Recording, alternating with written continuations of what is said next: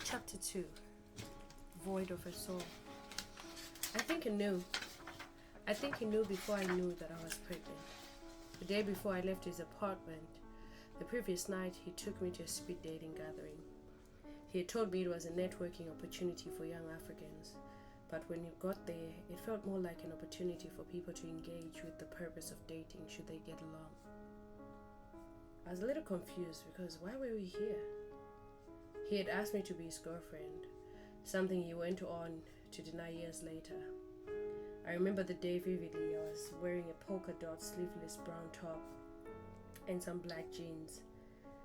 I had just come from shopping for the first time ever in America with my own money. He stood there and said, "Nanchida utuite msichana wangu," which means I want you to be my girlfriend. It was only after a few moments after I had connected with a few individuals who came and sat with me at the table that I had been sitting along did he come back around with a drink in his hand for me, as if to say, I came with her. We left and went somewhere else, then home.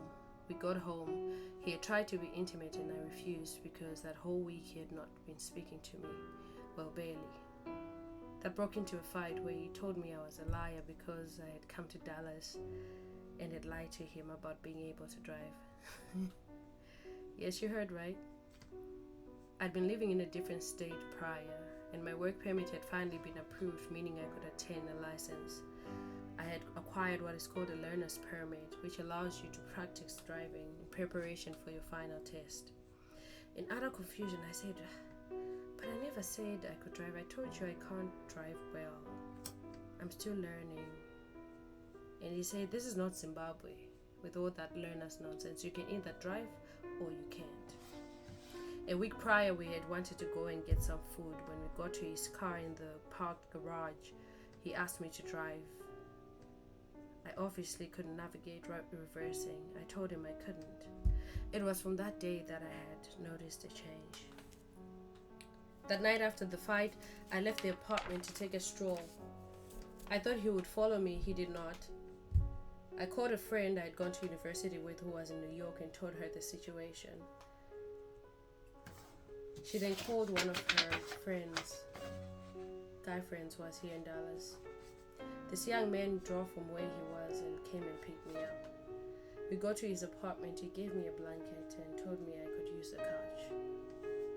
The next morning, he took me back to the apartment. When I got to the door and knocked, a girl opened the door.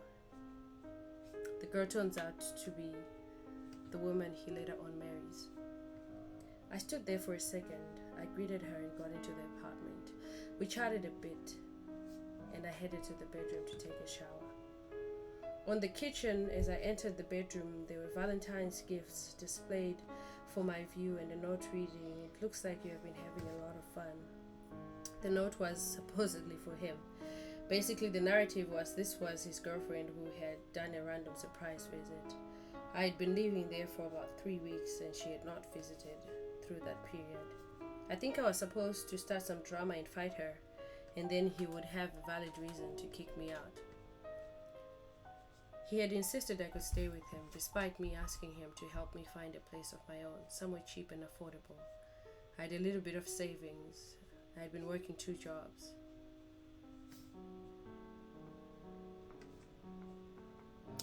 I asked him later why he had agreed for me to come and live with him if he had other plans and did not want that. And he said it would have been inappropriate for him not to offer. He didn't think I would accept. I got into the bedroom and sat down on the bed. I called my friend in South Africa, who crept up laughing after I told her about the girl and everything that had happened. She said, "Iya, you need to leave." Our friendship, most of my friendships are like that. We laughed through pain and hardships. I told her I need to go and buy suitcases to pack my things because prior to moving here to Dallas, I had shipped all my belongings in boxes to his apartment. Whilst I was snapping out of that, he walked into the bedroom and asked if I had met the lady in the living room, and I told him I had. They left. I went and I caught a bus and went to Ross and got a suitcase. When I came back, he was there, sitting on the couch, eating the mac and cheese I had made the previous night, playing classical music. You know the kind of classical music that's played in Hannibal? Yeah, something like that. I started packing.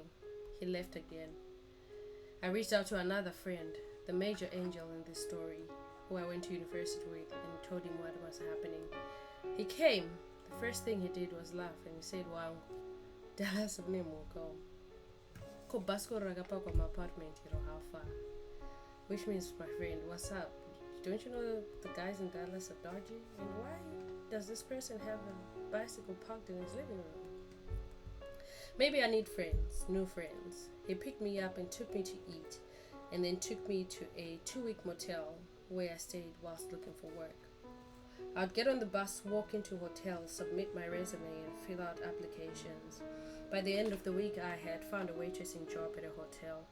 I found a shady apartment close by and signed a lease. His apartment stank. Towards evening, you would hear hens clucking and children playing. Honestly, it felt a little bit like home back in Zimbabwe. It wasn't so bad until my friend said, "Nah, Tendai, you can't stay where you're staying." But I had no choice. I needed to be in close proximity to go to work because I did not have a car. So here I was. He had reached out a week later asking what he should do with the few items I had left that did not fit into my bags. I did not respond. In my mind, I thought, surely you can figure that out.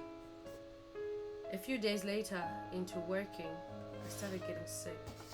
A friend told me to take a pregnancy test, and surely it was positive. I reached out to his cousin, whom I had been introduced to, and told him.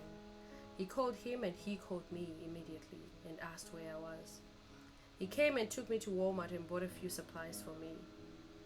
He would later say me accepting him, buying him things was a reflection of my character, and that I was after his money.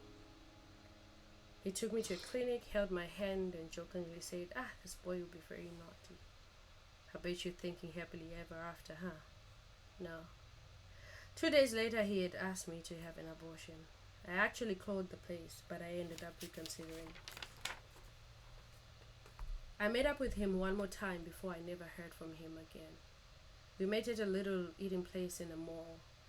He told me a story of his family history and how there was a curse in his family that men tend to have a lot of children out of wedlock, and that was not going to be his narrative.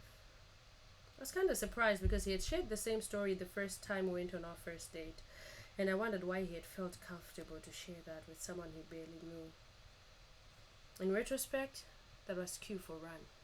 But silly me, I thought, this is an opportunity to bond with this person, and maybe we can pray together against all the dark forces.